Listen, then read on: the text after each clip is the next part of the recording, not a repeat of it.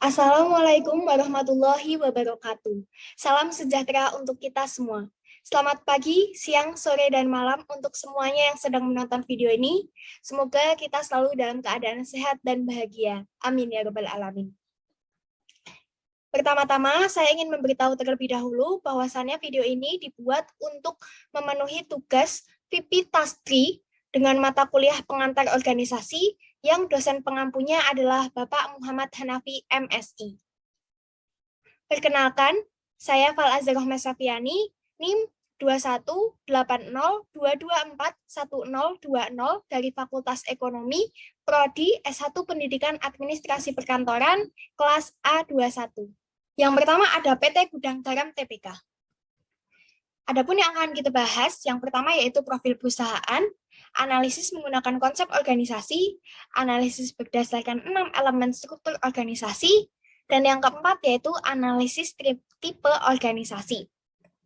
Nah, kita kenalan dulu yuk sama perusahaan ini. PT Gudang Garam TBK adalah sebuah merek atau perusahaan produsen rokok terbesar ke-6 di Indonesia. Perusahaan ini didirikan oleh Surya Wonowijojo pada 26 Juni 1958 di Kota Kediri, Jawa Timur, Indonesia. Produk gudang garam diantaranya ada sigaret kretek klobot atau SKL, sigaret kretek linting tangan atau SKT, dan sigaret kretek linting mesin atau SKM. Sampai saat ini, gudang garam sudah terkenal luas baik di dalam negeri maupun mancanegara sebagai penghasil rokok kretek berkualitas tinggi. Nah, ini adalah foto dari pendiri PT Gudang Garam TBK, yaitu Surya Wonowijojo. Masuk yang pertama, ke topik yang pertama, yaitu analisis menggunakan konsep organisasi. Dalam organisasi perusahaan PT Gudang Garam TBK terdapat banyak kumpulan orang atau anggota yang menjadi bagian dari terselenggara dan tercapainya tujuan perusahaan. Kumpulan orang yang dimaksud adalah Dewan Komisaris, Direksi, Presiden Komisaris, Komisaris, Komisaris Independen, Presiden Direktur, Komite Audit, Audit Internal, Direktur, Direktur Independen, Sekretaris Perusahaan, Ketua Divisi, anggota, dan karyawan. Setiap profesi memiliki tugas, wewenang, tanggung jawab, serta kode etiknya masing-masing. Nah, berikutnya ada sejarah perusahaan. Sejarah ini dimulai pada tahun 1958. Perusahaan rokok Gudang Garam berdiri yang dimulai dari sebuah industri rumahan dengan memproduksi produk kretek SKL dan SKT. Tahun 1960, Gudang Garam membangun cabang produksi SKL dan SKT di Gurah. Tahun 1968, Gudang Garam membuka 2 unit lahan baru untuk produksi produk yang diberi nama Unit 1 dan Unit 2. Tahun 1969, Gudang Garam mengubah status perusahaannya dari industri rumah tangga atau perusahaan perseorangan menjadi firma, dan unit produksi dipindahkan dari Gurah ke Kediri. Tahun 1971, Gudang Garam mengubah status perusahaannya dari firma menjadi perseroan terbatas atau PT. Perusahaan ini juga menerima bantuan fasilitas dari pemerintah berupa penanaman modal dalam negeri atau PMDN. Tahun 1979, Gudang Garam mengembangkan jenis produk sigaret kretek mesin atau SKM. Tahun 1990, Gudang Garam mencatatkan sahamnya di Bursa Efek Jakarta dan Bursa Efek Surabaya, serta mengubah status perusahaannya dari perusahaan terbuka menjadi perusahaan terbuka. Tahun 2002, Gudang Garam memproduksi jenis rokok baru, yaitu kretek mild, yang ditandai dengan berdirinya Direktorat Produksi Gempol di Pasuruan, Jawa Timur. Dan tahun 2013, Gudang Garam memperluas daerah produksinya mulai dari lahan atau areal perusahaannya di Kediri hingga memulai pengoperasian gedung baru di Jakarta. Nah, kemudian di sini ada struktur organisasi PT Gudang Garam TBK. Tetapi mohon maaf, mungkin gambarnya terlihat kecil sehingga tulisannya tidak terbaca dengan jelas. Untuk lebih lengkapnya dan lebih untuk jelasnya bisa dicek ya di link yang sudah saya tulis di PPT ini. Kemudian analisis struktur organisasi. Struktur organisasi PT Gudang Garam Tbk adalah struktur organisasi garis dan fungsional. Jadi ini perpaduan ya antara struktur organisasi garis dan fungsional. Pasalnya dalam perusahaan ini memiliki beberapa ciri-ciri dari struktur organisasi garis dan beberapa ciri-ciri dari struktur organisasi fungsional. Nah, ini sudah saya tuliskan untuk ciri-ciri organisasi garis dan untuk ciri-ciri organisasi struktur organisasi fungsionalnya. Dalam hal ini, Dewan Komisaris adalah badan non-eksekutif yang mewakili kepentingan seluruh pemegang saham dan berperan mengawasi manajemen perusahaan. Anggota Dewan Komisaris diangkat untuk masa jabatan 5 tahun dan harus disetujui pada rapat umum pemegang saham. Perusahaan dengan struktur organisasi garis dipimpin dan dikelola oleh direksi. Anggota direksi diangkat untuk masa jabatan 5 tahun dan disetujui di rapat umum pemegang saham. Direksi tidak diperbolehkan untuk merangkap jabatan lain karena dapat menimbulkan benturan kepentingan dengan perusahaan, kecuali atas persetujuan dengan Dewan Komisaris dan rapat umum pemegang saham. Para direktur juga membawahi banyak kepala divisi yang ada di perusahaan ini. Tugas dari audit internal yakni menguji mutu serta keandalan laporan keuangan, kebijakan, dan prosedur yang ada. Memastikan sistem kontrol internal berjalan dengan efektif di setiap unit kerja, serta pengamanan aset dan pemeriksaan rutin atas tingkat efisiensi operasional perusahaan. Semua laporan audit internal diserahkan langsung kepada Presiden Direktur. Komite audit merupakan komite independen yang anggotanya ditunjuk oleh dan bertanggung jawab kepada Dewan Komisaris. Jabatan ini memiliki tugas utama untuk membantu Dewan Komisaris dalam memastikan berjalan dan terpeliharanya praktik tata kelola perusahaan serta pengawasan dan pengelolaan risiko yang memadai.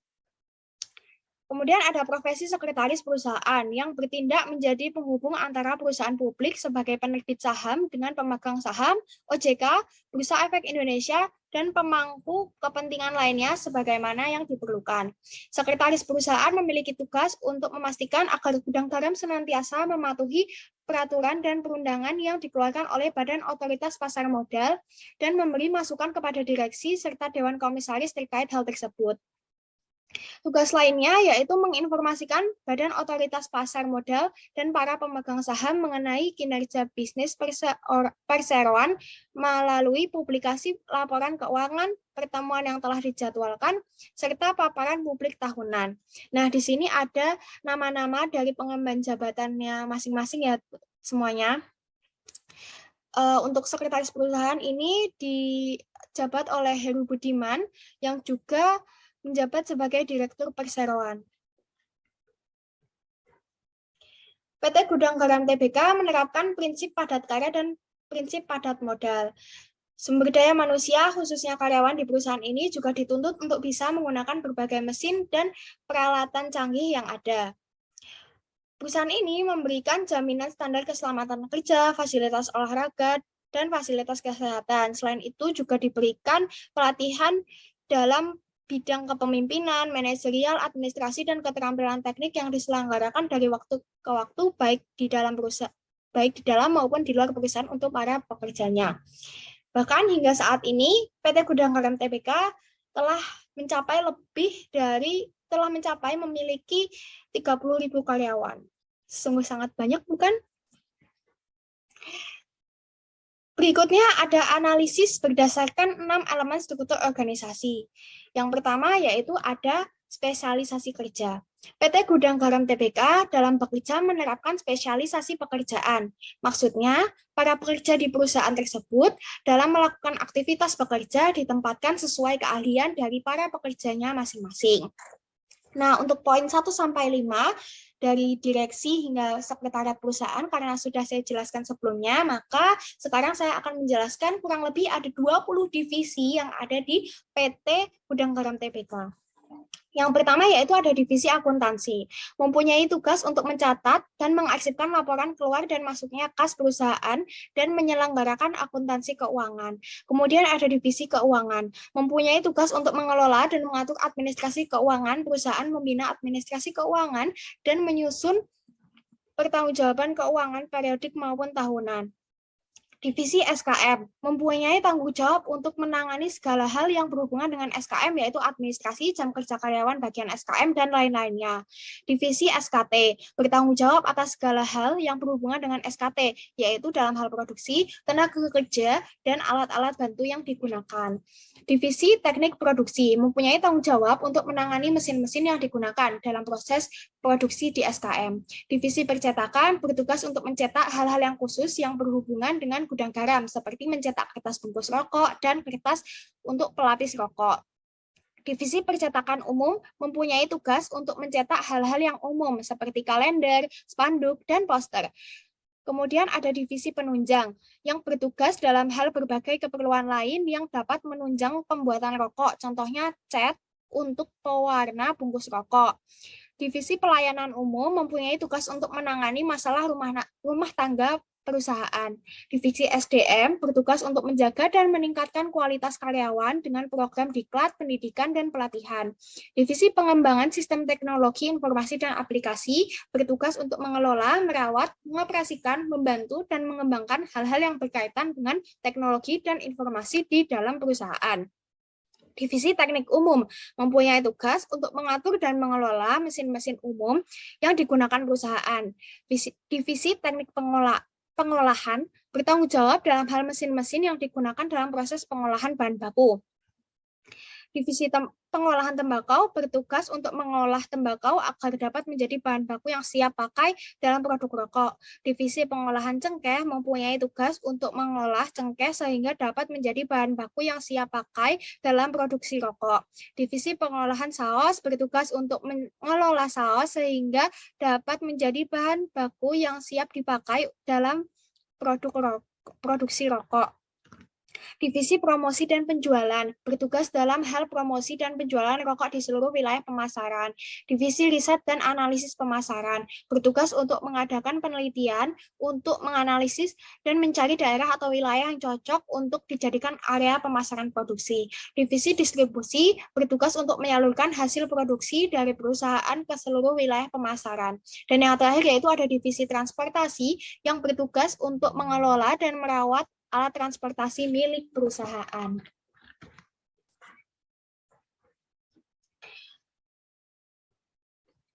Kemudian ada departementalisasi. Dalam hal ini, PT Gudang Garam Tbk mengelompok-kelompokkan para karyawan yang tergabung dalam divisi-divisi tertentu ke dalam beberapa departemen yang ada berdasarkan fungsi dan tugas.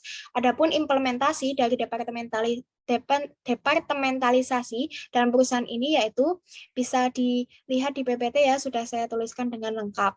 Di sini contohnya Departemen SKM meliputi divisi sigaret kretek mesin dan divisi teknik produksi. Kemudian ada Departemen SDM dan Pelayanan Umum membawahi divisi SDM, divisi Pelayanan Umum, divisi Transportasi, dan divisi Teknik Umum.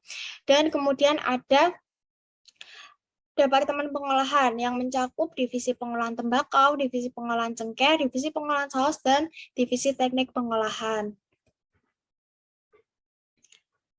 Kemudian ada rantai komando. Dalam perusahaan ini, rantai komando dijalankan sebagai berikut.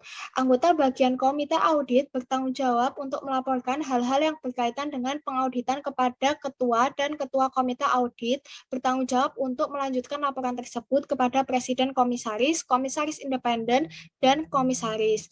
Kemudian ada divisi-divisi yang ada pada departemen di PT Gudang Garam Tbk bertanggung jawab untuk melaporkan hal-hal yang berkaitan dengan pekerjaannya masing-masing kepada direktur dan direktur independen yang kemudian dilanjutkan pertanggungjawaban tersebut kepada kepala audit internal dan puncaknya presiden direktur bertanggung jawab atas segala hal laporan tersebut.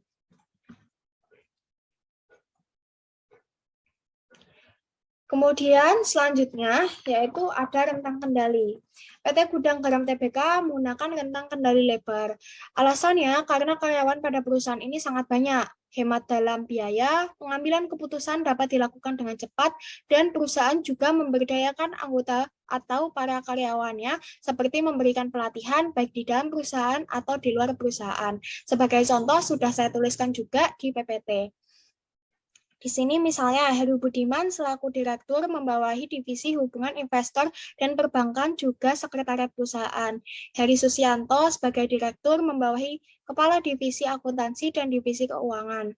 Kemudian ada Andi Wahyudi yang juga sebagai direktur membawahi kepala divisi SKM dan divisi SKP dan seterusnya.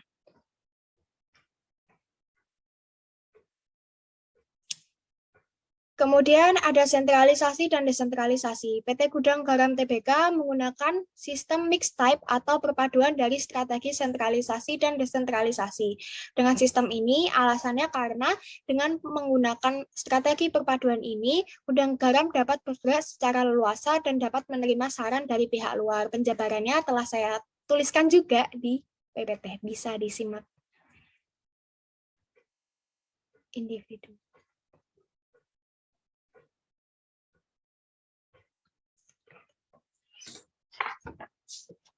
Formalisasi. Pengakuan formal dari PT Gudang Garam Tbk telah membakukan perusahaannya seperti terdapat tujuan, visi, misi, aturan, pedoman kerja, prosedur bekerja, informasi mengenai perusahaan, contohnya fasilitas dan gaji, dan lain sebagainya. Formalisasi dalam perusahaan ini dapat dilakukan dengan teknik seperti untuk calon anggota, bagian, atau karyawan diberikan persyaratan pelamar pekerjaan, diadakan seleksi, kebijakan pelatihan, dan ketentuan standarisasi perilaku yang harus dipatuhi setiap individu bagian dari PT Gudang Garam Tbk.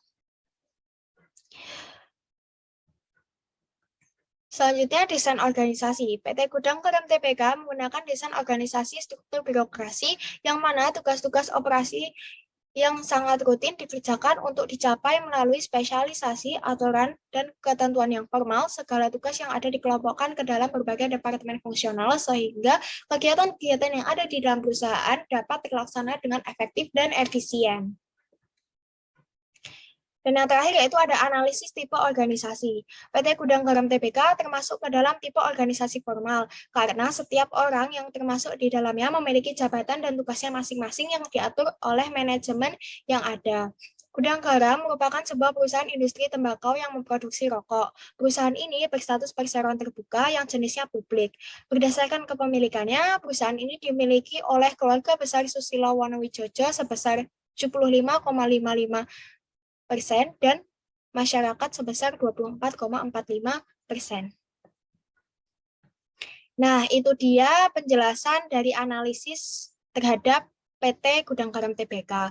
Kesimpulannya, PT Gudang Garam Tbk adalah sebuah produsen rokok terbesar ke-6 di Indonesia. PT Gudang Garam Tbk menerapkan prinsip padat karya dan padat modal secara bersamaan dalam hal SDM. Perusahaan ini menerapkan spesialisasi kerja guna memaksimalkan kompetensi karyawan dan mengefisienkan kinerja karyawan. Departementalisasi pekerjaan, rantai komando, rentang kendali, formalisasi, desain organisasi juga ada dalam perusahaan ini yang telah saya jelaskan tadi. Dan tipe organisasi PT Gudang Garam Tbk adalah tipe organisasi formal. Itu dia penjelasannya. Dan selanjutnya kita akan menuju ke perusahaan yang kedua, yaitu PT Nippon Indosari Kopindo Tbk. Nah, adapun yang akan kita bahas di PT Nippon Indosari Kopindo Tbk ini, diantaranya ada profil perusahaan, analisis menggunakan struktur organisasi, analisis berdasarkan komunikasi organisasi, analisis menggunakan perilaku organisasi, dan analisis berdasarkan pengembangan organisasi. Nah, kenalan dulu yuk. Lagi-lagi kita harus kenalan. Yang pertama yaitu profil perusahaan. PT Nippon Indosari Kopindo Tbk adalah sebuah industri roti terbesar di Indonesia dengan merek dagang Sari Roti. Perusahaan ini didirikan oleh Wendy Sui Cheng Yap pada 8 Maret 1995 yang berkantor pusat di Bekasi, Jawa Barat. PT Nippon Indosari Kopindo Tbk telah memproduksi berbagai macam produk roti tawar dan roti isi atau manis dengan merek dagang Sari Roti dan Boti, serta memproduksi kue sifon dengan merek dagang Sari Cake. Saat ini, PT Nippon Indosari Kopindo mengoperasikan 14 pabrik dengan sebaran 13 pabrik berlokasi di Indonesia dan 1 pabrik yang ada di Filipina. PT Nippon Indosari Kopindho Tbk berkomitmen untuk senantiasa memproduksi dan mendistribusikan beragam produk yang halal, berkualitas tinggi, higienis, dan terjangkau bagi seluruh konsumen. Sebagai bentuk komitmen terhadap konsumen, perusahaan ini menerapkan standar ISO Sistem Manajemen Keamanan Pangan dan Sistem Manajemen Mutu. Seluruh produk sari roti telah terdaftar melalui Badan Pengawas Obat dan Makanan Indonesia serta memperoleh sertifikat halal yang dikeluarkan oleh LPPPOM Majelis Ulama Indonesia atau MUI. Nah, ini adalah foto dari Ibu Wendy Sui Chengyap selaku pendiri dari PT Nippon Indosari Kopindho Tbk. Nah, sekarang kita akan membahas mengenai sejarah perusahaan. Pada tahun 1995 hingga 2001, pendirian sebuah perusahaan penanaman modal asing dengan nama PT Nippon Indosari Kopindho dengan mengoperasikan pabrik pertama di Cikarang, Jawa Barat. Pada tahun 1996, perusahaan meluncurkan produk komersial pertama dengan merek sari roti. Dan pada tahun 2001, perseroan meningkatkan kapasitas produksi dengan menambahkan 2 lini mesin roti tawar dan roti manis. Kemudian tahun 2003 hingga 2008, terjadi perubahan nama perseroan dari PT Nippon Indosari Corporation menjadi PT Nippon Indosari Kopindho. Perseroan mengoperasikan pabrik kedua di Pasuruan pada tahun 2005 dan pabrik ketiga di Cikarang pada tahun 2008. Kemudian sejarah dari tahun 2010 hingga 2014, perseroan melakukan penawaran umum saham perdana pada tanggal 28 Juni 2010 di Bursa Efek Indonesia dengan kode emiten ROTI. Pabrik di Semarang dan Medan mulai beroperasi pada tahun 2011. Perseroan membuka pabrik ke-6 di Cibitung pada tahun 2012 dan menambahkan masing-masing 1 lini mesin pada 3 pabrik yang telah ada di Pasuruan, Semarang, dan Medan. Adapun 2 pabrik baru di Makassar dan Palembang mulai beroperasi pada tahun 2013, diikuti dengan 2 pabrik berkapasitas ganda di Purwakarta dan Cikande pada tahun 2014. 2015 hingga sekarang, perseroan menetapkan standar ISO, Quality Management System, dan Food Safety Management System di pabrik daerah Cibitung, Cikarang, Cikande, Purwakarta, dan Semarang. Nah, ini dia ada visi, misi, dan juga nilai-nilai perusahaan dari PT Nippon Indosari Kopindho. Untuk yang nilai-nilai, results ini maksudnya perusahaan selalu bergerak cepat untuk memberikan kinerja terbaik dan hasil yang optimal dengan tetap mengedepankan kepuasan pelanggan. Organization maksudnya perusahaan memiliki nilai dan budaya untuk bekerja dengan hati dan mempunyai semangat tinggi untuk senantiasa memberikan yang terbaik. Teamwork atau kinerja dan pencapaian perusahaan sebagai satu keluarga besar merupakan hasil kerjasama dan koordinasi yang unggul dari semua bagian perusahaan. Dan yang terakhir yaitu implementation, yaitu perusahaan memastikan setiap strategi dapat terlaksana dengan baik melalui eksekusi yang sempurna. Kemudian ada analisis menggunakan struktur organisasi. Nah, ini dia bagannya. Semoga terlihat jelas ya tulisannya. Kalaupun tidak, bisa dicek sendiri di sumber gambar yang telah saya tulis di PPT.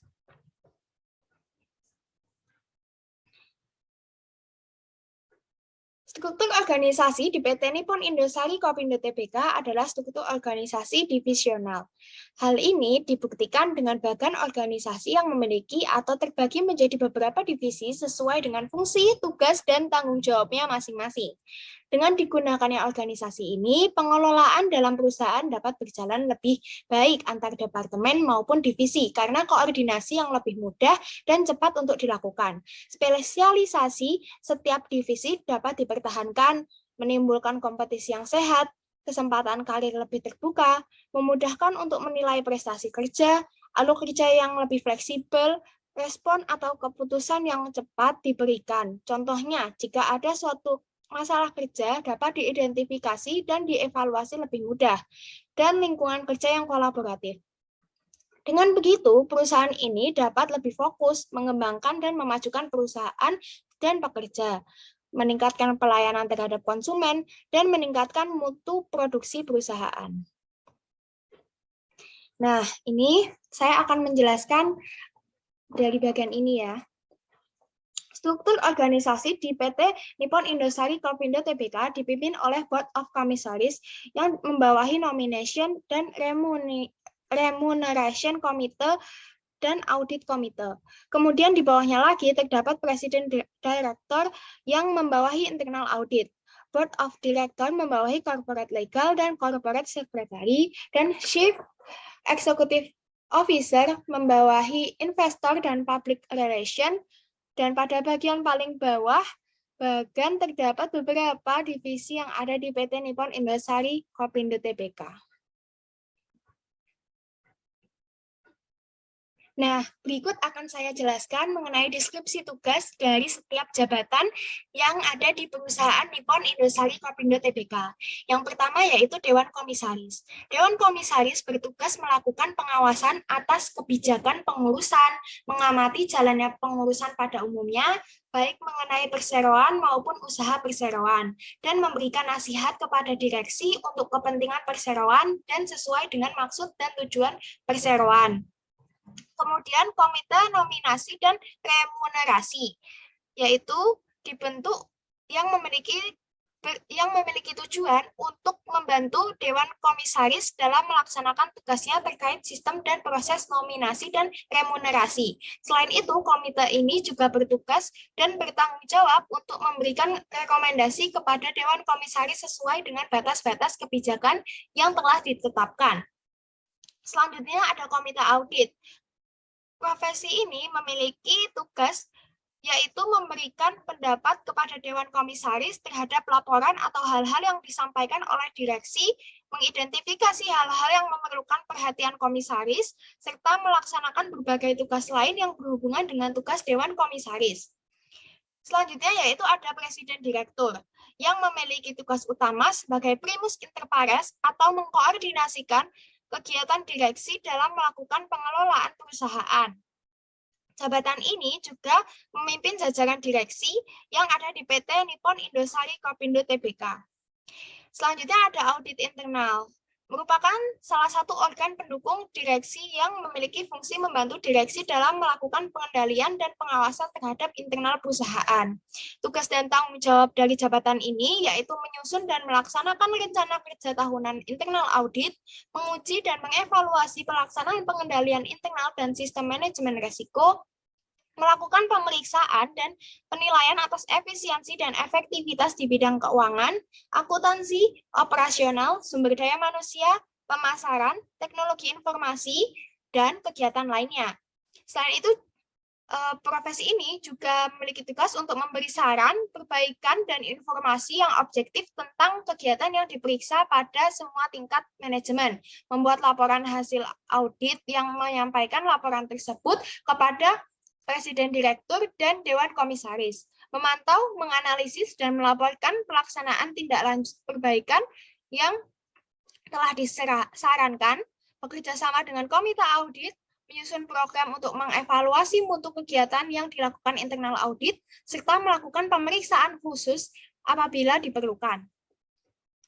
Direksi mempunyai tugas untuk menjalankan pengurusan perseroan demi kepentingan perseroan sesuai dengan maksud dan tujuan perusahaan. Direksi sebagai organ perusahaan bertanggung jawab penuh terhadap pengelolaan perusahaan. Sekretaris perusahaan memiliki beberapa tugas, di antaranya mengikuti perkembangan pasar modal, memberikan masukan kepada direksi dan Dewan Komisaris untuk mematuhi ketentuan perundang-undangan di bidang pasar modal, membantu direksi dan Dewan Komisaris dalam pelaksanaan tata kelola perusahaan. Contohnya seperti keterbukaan dan ketersediaan informasi, penyampaian laporan, penyelenggaraan dan dokumentasi rapat, pelaksanaan program orientasi, dan sebagai penghubung antara perseroan dengan pihak eksternal. Kemudian, Chief Executive Officer atau CEO memiliki tugas utama untuk membuat keputusan-keputusan besar terkait perusahaan, mengelola seluruh operasional, dan sumber daya perusahaan, serta berperan sebagai pemeran utama dalam mengelola komunikasi antara dewan direksi operasional perusahaan sekaligus menjadi wajah dari perusahaan. Kemudian ada investor dan public relation. Memiliki peran utama yaitu memungkinkan perusahaan mendapatkan harga saham optimal tanpa melupakan nilai-nilai perusahaan tersebut dan berperan sebagai perwakilan perusahaan terhadap investor dan sebaliknya. Adapun tugas yang harus dilakukan adalah mengatur pertemuan untuk semua pihak, merilis informasi finansial, dan mengurus laporan dengan Komisi Keuangan. Nah, untuk yang Chief Financial Officer, Chief HR and Procurement Officer, dan Chief Commercial Officer ini sebenarnya tugasnya sama, melainkan yang membedakan itu adalah divisi bawahan yang mereka pimpin. Jadi tugas mereka bertiga itu adalah bertugas dan bertanggung jawab untuk membawahi, mengawasi, mengontrol, memotivasi, dan mengevaluasi divisi-divisi pada bidangnya. Untuk yang Chief Financial Officer, divisi yang di bawahnya yaitu Accounting and Tax, Finance and Management Reporting, Finance and Treasury, System and Produce, Budgeting, and Business Analysis. Kemudian yang Chief HR and Procurement Officer, adapun divisi yang di bawahinya yaitu HR Operation, People and Organization Development, Industrial Relation, Health and Safety, Security and Environment, and General Affairs and Procurement. Dan yang Chief Commercial Officer yaitu membawahi divisi General Trade, Modern Trade, E-Trade, New Business Marketing, dan Special Project. Nah, berikut adalah nama-nama tokoh besar atau pengelola perusahaan beserta jabatannya berdasarkan struktur organisasi periode 31 Desember 2020.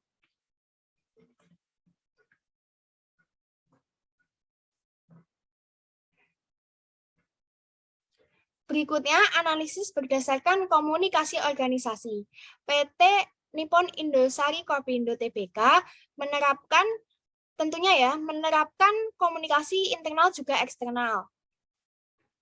PT Nippon Indosari Kopindho memiliki situs web resmi dengan alamat www.sariroti.com yang telah dilengkapi dengan berbagai informasi seputar perusahaan. Situs web ini menjadi portal digital resmi korporasi yang dapat diakses secara terbuka dengan tujuan memberikan informasi yang komprehensif tentang perusahaan kepada khalayak luas. Sarana akses data dan informasi yang terdapat pada roadmap tata kelola perusahaan ini dikembangkan oleh Otoritas Jasa Keuangan yang secara khusus mengarah kepada pemenuhan hak pemegang saham tanpa terkecuali, termasuk pola keterbukaan informasi perseroan kepada pemegang saham minoritas. Bentuk transparansi informasi ini dilakukan dalam bentuk keterbukaan penyampaian informasi perseroan yang akurat, tercatat, diolah, dan dirangkum menjadi sebuah laporan dalam jangka waktu tertentu sesuai dengan ketentuan keterbukaan informasi yang berlaku. PT Nippon Indosari Kopindho Tbk menerapkan sejumlah informasi penting yang dapat digunakan oleh para pemegang saham dan pemangku kepentingan untuk menganalisis kinerja perusahaan seperti posisi, kondisi, kinerja, dan prospek keuangan yang tersedia dalam laporan tahunan, laporan keuangan interim, press release, dan pengungkapan informasi lainnya kepada publik. Informasi tersebut juga terus diperbarui secara berkala agar publik selalu menerima informasi terbaru mengenai perusahaan. Di samping itu, PT Nippon Indosari Kopindho menyampaikan informasi tentang perusahaan untuk seluruh karyawan melalui internal memo dan email. Hal ini dilaksanakan untuk menjamin kesetaraan dalam penyebaran informasi kepada seluruh pemangku kepentingan. Selain itu, dalam mengumumkan informasi, perusahaan juga kerap menggunakan media atau sarana lain seperti employee gathering dan rapat koordinasi. Nah, yang di PPT ini adalah rangkuman yang saya bacakan ya.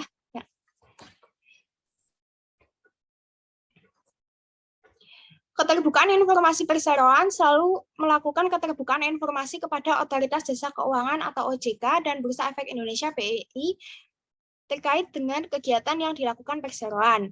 Kunjungan pabrik merupakan salah satu kegiatan atau sarana komunikasi yang cukup efektif. Selain menjadi sarana komunikasi, kunjungan pabrik merupakan sarana untuk mengedukasi masyarakat. Kemudian pemberitaan di media selain melalui website resmi, perseroan, dan keterbukaan informasi, masyarakat dapat memperoleh informasi seputar perseroan melalui pemberitaan pada media. Berdasarkan data yang saya cari, menurut wawancara yang dilakukan oleh Siti Mutmainah dengan Sally Septiana Lestari selaku Administrasi Marketing Support atau Humas dari PT Nippon Indosari Kopindo Tbk mengatakan bahwa selain menumbuhkan kesadaran merek terhadap konsumen dan menumbuhkan pasar baru, perusahaan juga melakukan komunikasi internal. Komunikasi ini agar sesama publik yang ada di dalam perusahaan tetap terjaga, komunikasi antara semua karyawan, baik antara pimpinan dengan karyawan maupun karyawan dengan karyawan, agar tidak adanya miscommunication dalam perusahaan akan mengakibatkan kekacauan dalam perusahaan sehingga mempengaruhi image produk terhadap konsumen. Dengan dilakukannya komunikasi internal di PT Nippon Indosari Kopindo Tbk, komunikasi eksternal pun dapat terjalin dengan baik di lingkungan publiknya dan brand image produk dapat terbentuk. Selain itu, PT Nippon Indosari Kopindo juga menerapkan komunikasi vertikal, horizontal, dan diagonal. Untuk komunikasi vertikal yang terjadi pada PT Nippon Indosari Kopindo Tbk terbagi menjadi dua, yaitu upward communication atau komunikasi ke atas dan downward communication atau komunikasi ke bawah. Komunikasi dari atas ke bawah yaitu contohnya bisa dilakukan melalui pemberian instruksi tugas dari pimpinan. Dalam hal ini, contohnya Chief Financial Officer kepada karyawan divisi Accounting and Tax. Adapun komunikasi dari bawah ke atas, contohnya adalah komunikasi ini misalnya penyampaian laporan hasil audit dari audit internal kepada Presiden Direktur dan Dewan Komisaris. Komunikasi horizontal yaitu komunikasi yang dilakukan sesama karyawan yang sejajar dalam tingkatan jabatannya. Komunikasi ini bersifat informal, di mana tidak melulu informasi yang penting yang dibicarakan. Begitu juga dengan komunikasi diagonal, yaitu komunikasi yang dilakukan dengan memutus alur komunikasi yang ditentukan oleh organisasi. Biasanya harus melewati prosedur atau tahapan tertentu. Isinya lebih banyak berisi koordinasi dalam melakukan pekerjaan. Selanjutnya ada analisis menggunakan perilaku organisasi. PT Nippon Indosari Kopindo Tbk menggunakan model perilaku organisasi suportif. Hal itu maksudnya pengelolaan organisasi bergantung pada kepemimpinan, bukan tergantung pada kekuasaan atau uang. Manajemen menciptakan suatu iklim untuk mendorong karyawan berkembang dan meraih cita-citanya melalui organisasi sepanjang mereka mampu. Hubungan antara atasan dan bawahan saling terbuka, menghargai, dan memotivasi. Nah, kemudian akan saya rangkumkan di sini mengenai penjelasan lebih lanjut perilaku organisasi, yaitu pemimpin di perusahaan Sari Roti menggunakan prinsip keterbukaan terhadap karyawan dalam segi tukar pikiran atau pendapat, permasalahan urusan pekerjaan, dan ditunjang dengan jiwa disiplin di dalam urusan pekerjaan perusahaan apapun. Hal itu dikarenakan pimpinan menduduki kursi tertinggi di divisinya masing-masing, kebanyakan memiliki pengalaman kerja yang sudah ahli di bidang yang digelutinya. Bila ada keperluan dari karyawan yang sekiranya penting dan mendesak, maka pimpinan wajib menangani permasalahan dan berperan menyelesaikan permasalahan secara musyawarah untuk mufakat. Pemimpin di perusahaan PT Nippon Indosari Kopindo Tbk memiliki teknik sendiri di perusahaannya untuk mencapai target dan sasaran yang ingin dicapai perusahaan. Perusahaan Sari Roti mempertahankan posisi sebagai perusahaan roti terbesar di Indonesia adalah visi terbesar mereka. Adapun yang berperan penting dalam memajukan perusahaan tersebut adalah melakukan penetrasi pasar yang lebih luas di seluruh Indonesia dengan mendistribusikan produk halal berkualitas tinggi dan higienis. Para pemimpin di dalam perusahaan Sari Roti memberdayakan para karyawan sesuai dengan standar operasional prosedur perusahaan agar memberikan kinerja yang baik dan optimal dengan tetap mengedepankan kepuasan pelanggan. Pada dasarnya, peraturan yang telah dibuat perusahaan wajib ditaati dan dilaksanakan bagi seluruh sumber daya manusia perusahaan yang ada. Ketatnya peraturan perusahaan dan menjamin kondisi lingkungan yang produktif seringkali menjadi hambatan dan tantangan bagi para pemimpin. Kemudian, di sini kita akan membahas kode etik. PT Nippon Indosari Kopindo Tbk memiliki kode etik yang selalu ditaati oleh yang bersangkutan. Apabila terjadi pelanggaran, perusahaan tidak akan segan untuk menegur dan memberi sanksi sesuai konsekuensi berdasarkan kebijakan yang telah disepakati dan ditetapkan. Kode etik perilaku perilaku dan bisnis perseroan ini disusun sebagai suatu upaya pencegahan dan pendeteksian dini atas potensi terjadinya pelanggaran hukum atau penyimpangan di lingkungan perseroan. Kode etik perilaku dan bisnis disosialisasikan kepada seluruh pemangku kepentingan terkait dan dilakukan peninjauan secara berkala untuk melihat efektivitas penerapannya. Nah, di sebelah kanan ini ada kode etik perilaku dan bisnis perseroan di PT Nippon Indosari Kopindo Tbk.